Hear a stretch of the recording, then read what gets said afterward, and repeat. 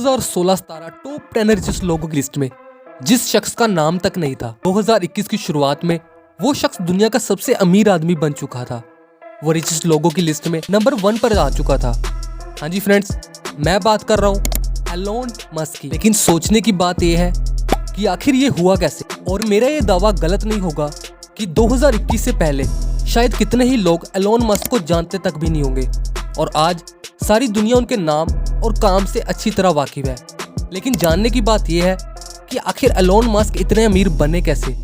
क्या उनकी कोई लॉटरी तो नहीं लगी थी? आज की इस वीडियो में आपके इन सभी सवालों के जवाब आपको मिल जाएंगे, सो वीडियो के एंड तक बने रहे। साल 2020 की शुरुआत में एलोन मस्क की टोटल नेटवर्थ $20 बिलियन थी, जो कि नवंबर के आने तक $150 बिलियन तक बढ़ चुकी थी। और 2021 की शुरुआत में उनकी टोटल नेटवर्थ $185 बिलियन हो चुकी थी, जिसने दुनिया के अमीर लोगों की लिस्ट में नंबर 1 पर लाकर खड़ा कर दिया। और आज 2022 तक उनकी टोटल नेटवर्थ कम नहीं हुई बल्कि बढ़कर $300 बिलियन दोस्तों की है। एलोन मस्क के फ्यूचर प्लान्स और सोचने की क्षमता को देखकर तो यही लगता है कि जैसे वो इस दुनिया के है ही नहीं, किसी और ही दुनिया से आए हैं। आम लोगों की सोच जहां खत्म होती है, एलोन मस्क उससे कहीं आगे की सोचते हैं। एलोन मस्क का मानना है कि फ्यूचर में प्राकृतिक आपदा के चलते अर्थ पर खतरा बढ़ सकता है और हो सकता है कि लोग यहाँ सरवाइव कर ही ना पाए।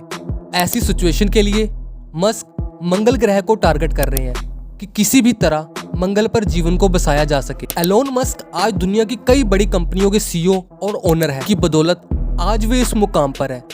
चलिए एक बार उनके बचपन से लेकर अरबपति बनने तक के सफर पर नजर डालते हैं। आपको बता दूं, एलोन मस्क का जन्म 1971 में साउथ अफ्रीका में हुआ था।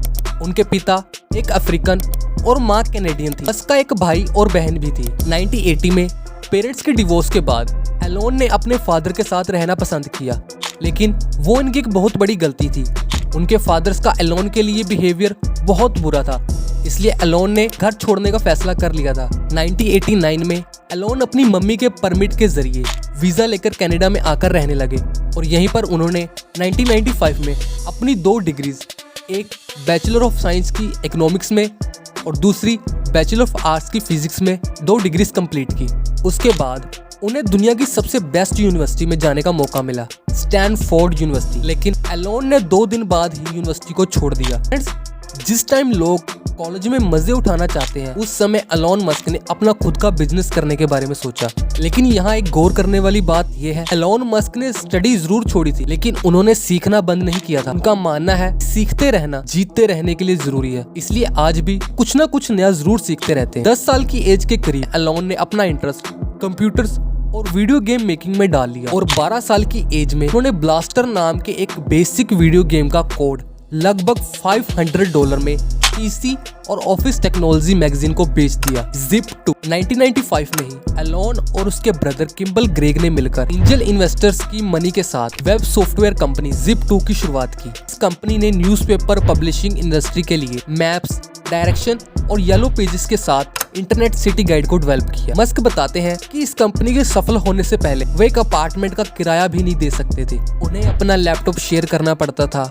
लेकिन आखिर Zip2 कंपनी काफी ग्रो हुई, और आखिर में Zip2 कंपनी 1999 में $307 मिलियन में बेच दी गई थी, जिसमें से मस्क को 7% यानी $22 मिलियन मिला। X.com Zip2 के बिकने के बाद एलोन मस्क ने 1999 में X.com नाम की एक ऑनलाइन फाइनेंशियल सर्विस और ईमेल पेमेंट कंपनी की शुरुआत की। कुछ ही महीनों में 2 लाख लोग इस सर्विस के साथ जुड़ चुके थे, लेकिन कंपनी के इन्वेस्टर ने मस्क को अनुभवीहीन मानते हुए उन्हें कंपनी से रिप्लेस कर दिया। इसी के नेक्स्ट ईयर कंपटीशन से बचने के लिए X.com मर्ज हो गई ऑनलाइन बैंक कॉन्फिनिटी के साथ। इस बैंक की पहले से एक ऑनलाइन पेमेंट सर्विस पेपॉल थी, जो कि X.com से कहीं ज्यादा फेमस थी। कंपनी मर्ज होने के बाद मस्क एक बार फिर सीईओ के रूप में लौट आए। 2002 में पेपॉल कंपनी को eBay द्वारा 1.5 बिलियन के स्टॉक्स में खरीद लिया गया, जिसमें से मस्क को 11.7% के साथ सबसे बड़ा शेयर धारक को $100 मिलियन मिले। SpaceX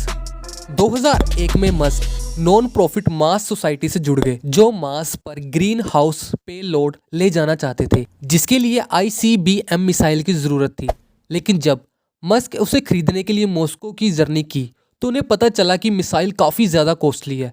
इस पर मस्क ने सोचा क्यों ना एक नई कंपनी की शुरुआत की जाए जो चीप रेट पर मिसाइल्स प्रोवाइड कर सके। और फिर क्या था, उन्होंने अपने लक के साथ पहले $100 मिलियन इन्वेस्ट करके स्पेस एक्सप्लोरेशन टेक्नोलॉजी कॉरपोरेशन की स्थापना की, जो आज स्पेसएक्स के रूप में कारोबार कर रही है। स्पेसएक्स द्वारा बनाए गए शुरुआती रॉकेट्स स्पेस में जाने में फेल रहे, लेकिन आखिर में फैल्कन 9 अपनी उड़ान में कामयाब रहा। स्पेसएक्स कंपनी से मस्क को काफी प्रॉफिट भी हुआ। मस्क अभी तक स्पेसएक्स के सीईओ और चीफ इंजीनियर के पद पर है।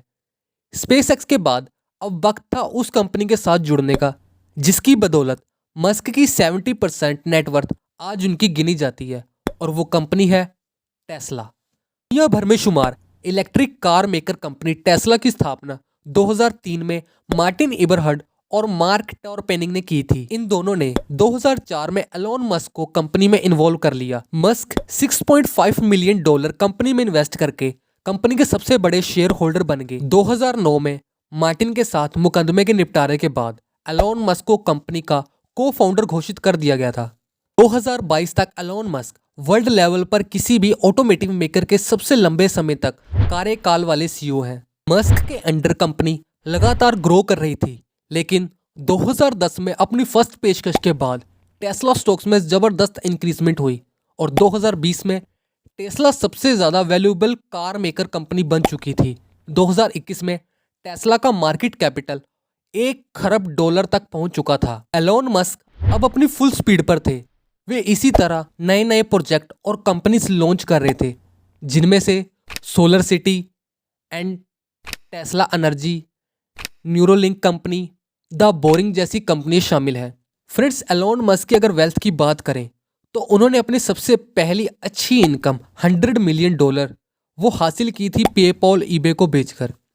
2012 में $2 बिलियन की नेटवर्थ के साथ एलोन मस्क को फोर्ब्स बिलियनियर लिस्ट में पहली बार शामिल किया गया। 2020 की स्टार्टिंग में मस्क की टोटल नेटवर्थ $27 बिलियन थी, जो साल के एंड तक $150 बिलियन तक बढ़ चुकी थी। लेकिन सोचने की बात यह है कि आखिर नेटवर्थ बढ़ी कैसे? तो वो इसलिए बढ़ी क्योंकि टेस्ला के शेयर्स में अचानक उछाल आ गया था और मस्क टेस्ला के एक बहुत बड़े शेयर होल्डर हैं। इसलिए जैसे जैसे टेस्ला का मार्केट कैपिटल बढ़ता गया, एलोन मस्क की वेल्थ भी बढ़ती चली गई। नवंबर 2020 में Musk Facebook founder mark Zuckerberg को पीछे छोड़ richest person in the world बन गए और 2 हफ्ते बाद ही उन्होंने माइक्रोसॉफ्ट के को फाउंडर बिल गेट्स को भी पीछे छोड़ दिया और जनवरी 2021 में $195 बिलियन की नेटवर्थ के साथ मस्क ने अमेज़न फाउंडर जेफ बेजोस को पीछे छोड़ दिया और दुनिया के सबसे रिचेस्ट पर्सन बन गए। लेकिन जेफ बेजोस भी कहां पीछे रहने वाले थे। जेफ बेजोस सितंबर 2021 में फिर से $200 बिलियन के साथ रिचेस्ट पर्सन की लिस्ट में नंबर 1 पर आ चुके थे।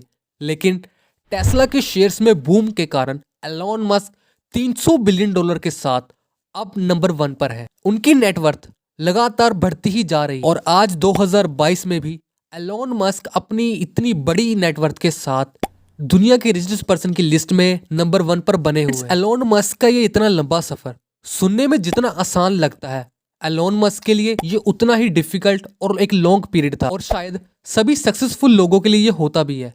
लेकिन उनके डेडिकेशन और सेल्फ कॉन्फिडेंस की बदौलत आज वो इस मुकाम पर है। उम्मीद है आपको हमारी आज की वीडियो अच्छी लगी होगी। अगर वीडियो अच्छी लगी हो तो लाइक शेयर जरूर करें। जल्दी मिलते हैं नेक्स्ट वीडियो में।